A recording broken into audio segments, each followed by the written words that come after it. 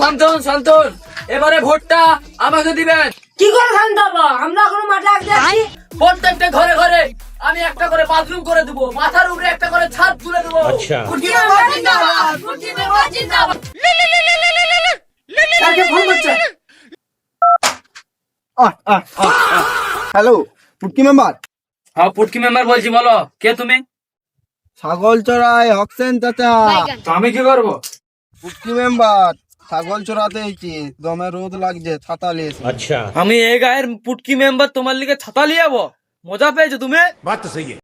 Top করে ছাতাটা নিয়ে এসো, আমার ঘরে 14টা ভোটার আছে, নাইলে বিজেপিকে দিয়ে দেবো।